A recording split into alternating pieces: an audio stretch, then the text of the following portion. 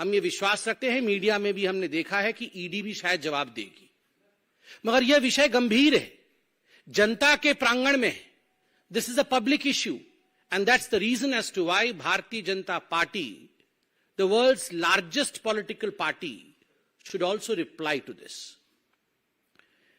अरविंद केजरीवाल और आम आदमी पार्टी को किसी पर भरोसा नहीं है, किसी पर विश्वास नहीं है, सीबीआई पर नहीं है, ईडी पर नहीं है, अपने लोगों पर नहीं है, पॉलिटिकल सिस्टम पर नहीं है, इलेक्शन कमीशन पर नहीं है। चलो किसी पर विश्वास नहीं है, कोर्ट पर तो है। चलो लोअर कोर्ट पर नहीं है, सुप्रीम कोर्ट पर तो विश्वास है। अभी 3 दिन पहले मनीष सिसोदिया के बेल पिटीशन को रिजेक्ट करते हुए सुप्रीम कोर्ट ने जिस प्रकार की टिप्पणी का प्रयोग अरविंद केजरीवाल के मंत्री के खिलाफ, पूर्व मंत्री के खिलाफ किया है, एक तरह से सुप्रीम कोर्ट ने सिद्ध किया है कि लगभग 338 करोड़ रुपया का मनी ट्रेल तो स्थापित होता है। ये जो लिकर स्कैम है, जो शराब घोटाला है, ये शराब घोटाला कोई 400-500 करोड़ का नहीं है, ये कई हजार करोड़ों का घोटाला है। परत दर परत खुलासा हो रहा है, मगर सुप्रीम कोर्ट में जब यह कहा जाता है कि लगभग 338 करोड़ रुपया का ट्रेल स्थापित होता है, तो आप सोचिए, जब टिप ऑफ द आइसबर्ग, जिसको अंग्रेजी में कहते हैं, एक छोटा सा हिस्सा ही इतना बड़ा है, तो पूरा ये लिकर स्कैम कितना बड़ा होगा। और इसमें अरविंद केजरीवाल जी की जांच होनी चाहिए या नहीं होनी चाहिए, ये आप डिसाइड करिए। आप मतलब जनता डिसाइड करिए। मुझे तो आश्चर्य लगता है, ये वही अरविंद केजरीवाल है, बगल में फाइल दबा करके ये रोज 4 बजे, जब राजनीतिक पार्टी नहीं थी तो प्रेस कॉन्फ्रेंस करते थे, आप ही लोग बैठे होते थे और प्रेस कॉन्फ्रेंस में कहते थे, आज मैं शीला दीक्षित के खिलाफ खुलासा करूंगा, आज मैं रॉबर्ट वाड्रा के खिलाफ खुलासा करूंगा, आज मैं सोनिया जी के खिलाफ खुलासा करूंगा, आज मैं लालू प्रसाद यादव के खिलाफ खुलासा करूंगा, मेरे पास ठोस सबूत हैं। और जब 5 बजे इनकी प्रेस कॉन्फ्रेंस खत्म होती थी तो अरविंद केजरीवाल कहते थे, खुला दरवाजा है मेरा, खुला दरबार है मेरा, मैं चैलेंज करता हूं लालू प्रसाद यादव से, मैं चैलेंज करता हूं रॉबर्ट वाड्रा से कि वो आए, मेरे प्रश्नों का उत्तर दे, तभी मैं इन्हें क्लीन चिट दूंगा। ये अलग बात है, अभी गलबइये कर रहे हैं इनके साथ घमंडिया अलायंस बनाया हुआ है। मगर ये सारी चीजें अरविंद केजरीवाल जी के खुद के स्टेटमेंट हैं। वाह अरविंद केजरीवाल जी, आप चंद कागजों पर सवाल लिख के लाते थे, उन सवालों के जवाब आप उस समय विपक्ष के और सत्ता की नेताओं से मांगते थे, वो तो ठीक था। आज देश की संवैधानिक जांच एजेंसी आपको सवाल के कटघरे में जब खड़ा कर रही है तो आप भाग गए, आप प्रस्तुत नहीं होना चाहते। आपने अपने चिट्ठी में क्या लिखा है, चिट्ठी भी लेकर आया हूं, आपने अपने चिट्ठी में लिखा है, मुझे किस हैसियत से बुलाया गया है, एक इंडिविजुअल के हैसियत से, या official capacity as chief minister of Delhi, या नेशनल कन्वीनर ऑफ आम आदमी पार्टी, मुझे किस हैसियत से बुलाया गया है। अरे अरविंद केजरीवाल जी, ये जितने गागर बंद है ना अभी जेल के अंदर, चाहे वो मनीष सिसोदिया जी हो, चाहे वो संजय सिंह जी हो, चाहे वो सत्येंद्र जैन जी हो, ये सारे गागरों के सागर आप हैं। तो करप्शन के सागर के हैसियत से बुलाया गया है। आप जो जानना चाहते हैं कि किस हैसियत से आपको बुलाया गया है, as the ocean of corruption, as the source of corruption, from where corruption emerges in Delhi, जहां से करप्शन जन्म लेती है उसके बाद मनीष सिसोदिया जी तक पहुंचती है, जहां से उद्भव होता है करप्शन का और उसके बाद वो पहुंचती है सत्येंद्र जैन के पास, जहां से करप्शन आरंभ होता है और उसके बाद वो पहुंचती है संजय सिंह के द्वारे, उस सोर्स के रूप में आपको बुलाया गया है, एज दैट सागर, गागरों के सागर के रूप में आपको बुलाया गया है। और ये क्या वीआईपी सिंड्रोम है, मुझे क्यों बुलाया गया है, क्यों? आप क्या कानून से बड़े हैं? आप दिल्ली के सीएम हैं, क्या आप भगवान हैं? वैसे तो आपने कोई कोर कसर नहीं छोड़ी थी अपने आप को श्री कृष्ण इत्यादि बताने में, मगर क्या आप भगवान हैं जो आपको कोई एजेंसी नहीं बुला सकती है? और तो और मैं आज आपसे सवाल पूछना चाहता हूं, ये जो आपके डायलॉग्स होते थे ना, प्रेस कॉन्फ्रेंस वाले डायलॉग, डबल एक्सेल शर्ट पहन करके आप जो प्रेस कॉन्फ्रेंस करते थे और कहते थे कि ये मुझे पता है अब ये मनीष सिसोदिया को भी बुलाएंगे, मुझे पता है कि मनीष सिसोदिया बिल्कुल सच्चा है, बिल्कुल कट्टर ईमानदार है, मुझे पता है संजय सिंह कट्टर ईमानदार है। अरे आपको तो पता था कि ये सारे कट्टर ईमानदार थे, मगर इनमें से किसी को अभी तक बेल क्यों नहीं मिल रही है? 10 महीने हो गए अरविंद जी, 10 महीने हो गए मनीष सिसोदिया जेल की सलाखों के पीछे बंद है। लगभग 6 बार सर्वोच्च न्यायालय तक जा चुके हैं बेल एप्लीकेशन लेकर। और क्या कहा न्यायालय ने बड़े स्पष्ट रूप से कहा, one aspect regard to the transfer of money ₹338 crores is tentatively established, we have therefore dismissed the applications for bail. यह कहा है सुप्रीम कोर्ट ने मनीष सिसोदिया जी को लेकर। क्यों? इतने कट्टर ईमानदार थे अरविंद केजरीवाल जी आपके अनुसार, तो बेल रिजेक्ट क्यों हुआ? आप संजय सिंह जी के लिए कह रहे थे ये बड़े क्रांतिकारी नेता हैं, इनको फंसाया जा रहा है बीजेपी की ओर से। कोर्ट ने क्या कहा? राउज एवेन्यू कोर्ट ने जो कहा है, मैं कहता हूं, in prima facie view of this court the fact stated and material placed before the court nowhere show or suggest that his arrest in the present case is unwarranted or unreasonable, as allegations have been made against him or his being directly associated with activities related to the proceeds of crime of the present case. ये बहुत स्पष्ट रूप से कहा गया है कि कोई जो एलिगेशन लगाते थे आप कि ये पॉलिटिकली मोटिवेटेड है, ऐसा नहीं है। मटेरियल जो रखा गया है कोर्ट के सामने वो दिखाती है कि ये अनरीजनेबल नहीं है ये अरेस्ट, बड़े स्पष्ट रूप से। फिर आप कहते हैं कि हमें अब सुप्रीम कोर्ट पे भी भरोसा नहीं है। इतना नहीं, अरविंद केजरीवाल जी आपने अपने चिट्ठी में लिखा है कि ये मनोज तिवारी जी, इनको कैसे मालूम पड़ गया कि मुझे समन होगा और मुझे अरेस्ट किया जाएगा। ये अरविंद जी, ये मनीष सिसोदिया जी को जब ईडी ने बुलाया था और जब संजय सिंह को ईडी ने बुलाया था, तो आप अपना भाषण खुद निकालिए। आपने खुद अपने भाषण में कहा था, मुझे मालूम है ये मनीष सिसोदिया जी को छोड़ने वाले नहीं है, मनीष सिसोदिया जी को ईडी बुलाने वाली है और उसके बाद उन्हें गिरफ्तार भी करने वाली है। ये एक बार नहीं, 10 बार आपने कहा था। 2 बार कहने के बाद जब ईडी ने समन नहीं किया, 2 बार कहने के बाद भी जब ईडी ने गिरफ्तार नहीं किया, तो आपने कहा लगता है डेट बदल गया है, मगर होने वाला है। संजय सिंह के समय भी आपने कहा था, मुझे मालूम है ये संजय सिंह जी को भी छोड़ा नहीं जाएगा, संजय सिंह के घर भी ईडी जाएगी, छापा होगा, गिरफ्तारी होगी। क्यों? आपने ईडी को कहा था क्या कि संजय सिंह जी को और मनीष सिसोदिया जी की गिरफ्तारी हो? आपने जो लॉजिक दिया है कि मनोज तिवारी जी के कहने पर ईडी ने ऐसा काम किया है, ठीक उसी लॉजिक से अगर हम सवाल पूछ दें कि जब आप कह रहे थे कि मनीष सिसोदिया की गिरफ्तारी होगी, तो क्या आपने ईडी को कहा था जाओ जरा मनीष सिसोदिया को गिरफ्तार करो? वैसे हो भी सकता है। मैं कोर्ट का कुछ स्टेटमेंट लेके आया हूं, सुप्रीम कोर्ट का। परसों जब रिजेक्ट हुआ मनीष सिसोदिया जी का बेल, तो सुप्रीम कोर्ट ने एक बहुत महत्वपूर्ण बात कही।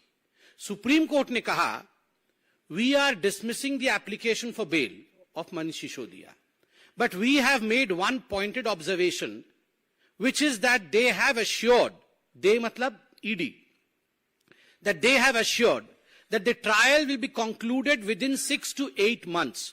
So within 3 months, if the trial proceeds sloppily or slowly, he will be entitled to file an application for bail. Supreme court ने कहा कि हमें ईडी ने कहा है कि 6 से 8 महीने के अंदर त्वरित गतिविधि करते हुए ये जो शराब घोटाले की जांच चल रही है उसे पूरा कर दिया जाएगा, और हमें भी विश्वास है पूरा कर दिया जाएगा। अगर धीरे धीरे इन्वेस्टिगेशन चले, ईडी अपनी पूछताछ में लचर रवैया अपना ले, ईडी अपने काम को धीरे धीरे या स्लोपीली करे, तो फिर आप कोर्ट में आकर एक केस करना। ईडी ने तो जल्दी जल्दी आपको जांच के लिए बुलाया। ईडी चाहती थी कि अरविंद केजरीवाल बतौर इस पूरे केस से जुड़े होने के नाते यथाशीघ्र पूछताछ में आए, तथ्यों को सामने रखे, ताकि 6 से 8 महीने के अंदर यह इन्वेस्टिगेशन कंप्लीट हो। मगर क्या कारण है कि अरविंद केजरीवाल कोऑपरेट नहीं कर रहे हैं और क्या कारण है अरविंद केजरीवाल जी सुप्रीम कोर्ट के कहने के बावजूद ये केस जल्दी समाप्त हो उस पर ध्यान नहीं दे रहे? क्या मनीष सिसोदिया जी बेल में बाहर आए? क्या मनीष सिसोदिया जी अंदर ही रहें? क्या चाहते क्या है आखिर ये आम आदमी पार्टी के सुप्रीमो अरविंद केजरीवाल जी? मुझे तो आश्चर्य होता है, उन्होंने अपने पैराग्राफ में यह भी लिखा है चिट्ठी में कि दिवाली आ रही है इसलिए मुझे छूट दे दी जाए क्योंकि मैं गवर्नेंस में भी हूं, मैं चीफ मिनिस्टर भी हूं, 2 हफ्ते के अंदर दिवाली आ रही है। वाह, आज दिवाली आ रही है तो ईडी आपसे पूछताछ ना करे, उसके बाद क्रिसमस होगी 25 तारीख को तो ईडी आपसे पूछताछ ना करे, फिर 31 तारीख को तो आपको न्यू ईयर मनाना ही होगा तो ईडी आपसे पूछताछ ना करे, फिर संक्रांति भी आ रही है 14 जनवरी को तो फिर ईडी आपसे पूछताछ ना करे।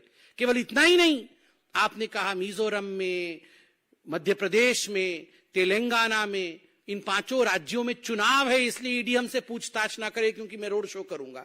मतलब ये सारे त्योहार जब खत्म हो जाएंगे उसके बाद 24 का चुनाव भी आ जाएगा। मतलब ईडी अरविंद केजरीवाल से पूछताछ ही ना करे क्योंकि कभी होली है कभी दिवाली है और इसके प्रिटेक्स्ट में अरविंद केजरीवाल जी ईडी से भाग रहे हैं। ये केवल एक्सेप्टेबिलिटी है कि हमने चोरी की है। भारतीय जनता पार्टी ने डे 1 से 7 सवाल पूछे थे अरविंद केजरीवाल जी से, मनीष सिसोदिया जी से, संजय सिंह से। आज भी मैं जनता की ओर से ये 7 सवाल, ये दिल्ली की जनता नहीं, पूरे हिंदुस्तान की जनता की ओर से, भारत की जनता की ओर से ये 7 सवाल दोहरा रहा हूं। अरविंद केजरीवाल जी, आप जहां भी आज रोड शो कर रहे हैं वहां से प्रेस कॉन्फ्रेंस करके जवाब दे दीजिए ना। आप इस दूध का दूध और पानी का पानी कर दीजिए। इन 7 प्रश्नों का जवाब देकर प्रश्न नंबर 1, क्या अरविंद केजरीवाल जी ये हकीकत नहीं है कि दिल्ली के एक्साइज पॉलिसी का इतिहास में पहली बार इस प्रकार का रवैया रहा कि जो शराब के ठेकेदार थे उनका कमीशन 5% से बढ़ा करके 12% किया गया? मतलब डबल से भी ज्यादा मुनाफा शराब के मित्रों को, शराब के ठेकेदारों को दिया गया और अपने राजस्व, दिल्ली के राजस्व पर कुल्हाड़ी मार करके यह किया गया। और यह भी बात सामने आई है कि इसमें से एक बहुत बड़ा हिस्सा पीछे घूम करके मनी ट्रेल के माध्यम से, मनी लॉन्ड्रिंग के माध्यम से आम आदमी पार्टी के अकाउंट में ही जा रही थी। दूसरा सवाल, जब आपने नई शराब नीति लागू की उससे पहले एक कमेटी बनाई गई थी एक्साइज डिपार्टमेंट के एक ऑफिसर राजीव धवन जी की अध्यक्षता में।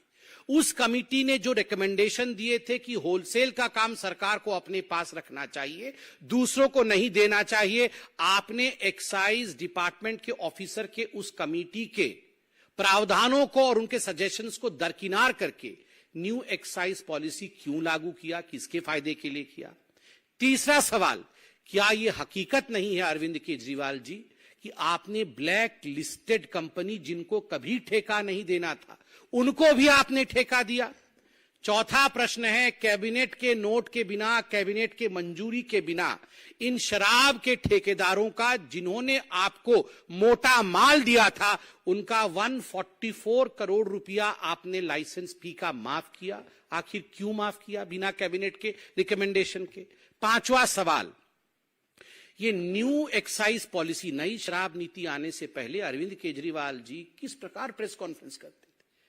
इतिहास हो जाएगा जी, पूरा विश्व देखता रह जाएगा, आपकी आंखें फटी रह जाएंगी, इतनी पैसे आ जाएंगे, इतने पैसे आ जाएंगे, इतना प्रॉफिट होने वाला है।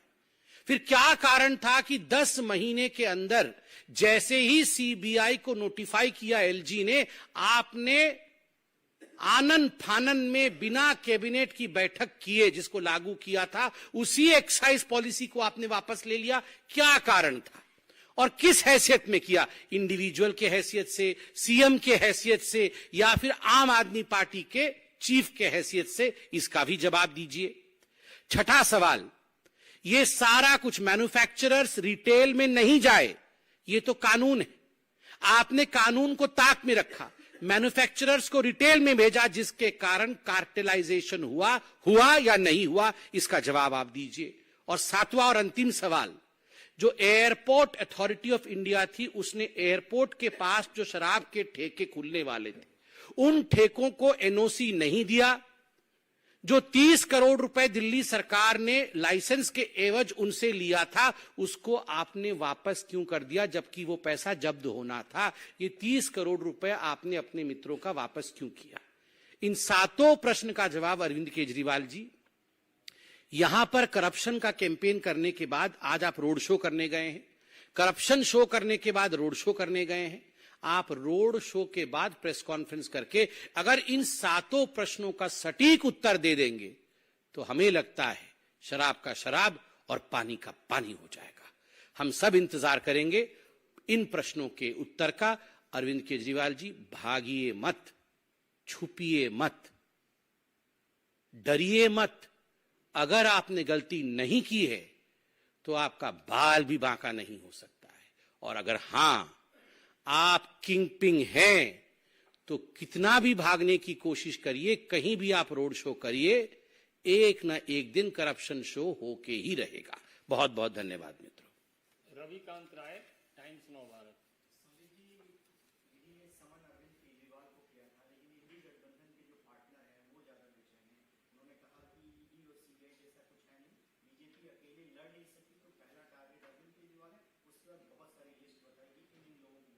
सब डरे हुए हैं ना, जिन्होंने मोटा माल कमाया, ये सब डरे हुए हैं।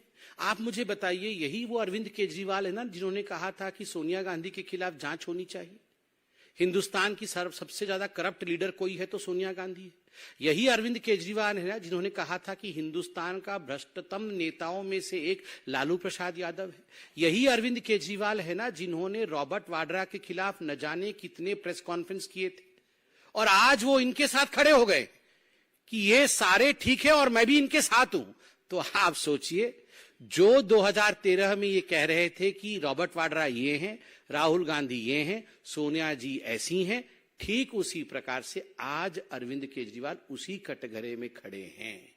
ये इंडी विंडी कुछ नहीं होता है, ये सब करप्ट गठबंधन है।